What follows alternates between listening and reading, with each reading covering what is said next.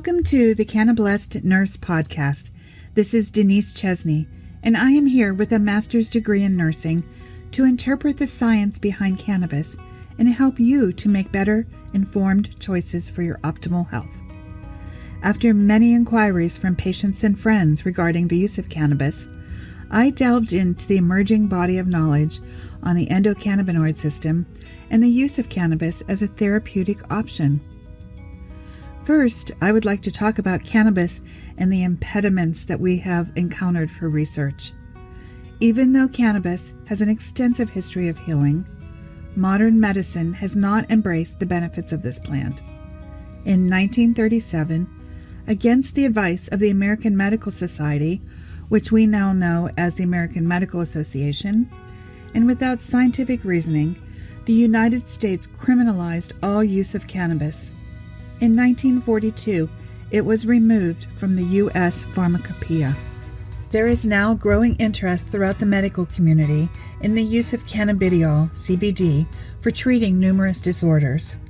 However, medical education for physicians and nurses has been minimal, and adequate research on humans is lacking due to many impediments.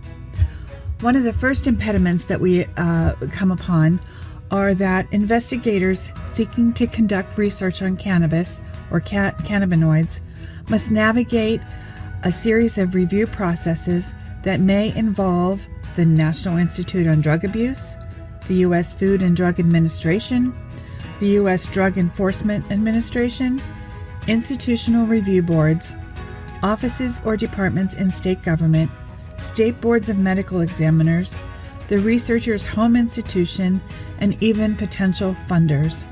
You can see how all of these steps would make it very difficult to initiate research. Another impediment are that there are specific regulatory barriers, including the classification of cannabis as a Schedule I substance, that impede the advancement of cannabis in cannabinoid research. It is often difficult for researchers to gain access to the quantity, the quality, and type of cannabis product necessary to address specific research questions on the health effects of cannabis use. Specifically, because cannabis is classified as a Schedule I drug, it is generally prohibited to conduct research on potential medical uses, and because it is prohibited to conduct research, it's nearly impossible to prove that there are valid medical uses for cannabis. Another impediment is that the gold standard in medical research is a randomized controlled trial using a very well-defined drug. This is to provide the best evidence for the safe administration of a substance. To develop conclusive evidence for the effects of cannabis use on health outcomes, improvements in standardization in research tactics are needed, such as controlled trials and observational studies. As more research is evolving, the healthcare world will also need to develop best practice standards for the use of cannabis in clinical care, and then sharing clinical evidence is imperative. There also exists a need to defend and expand practitioners' rights to practice and prescribe, and this does include physicians and nurses. These are but a few of the obstacles facing healthcare practitioners.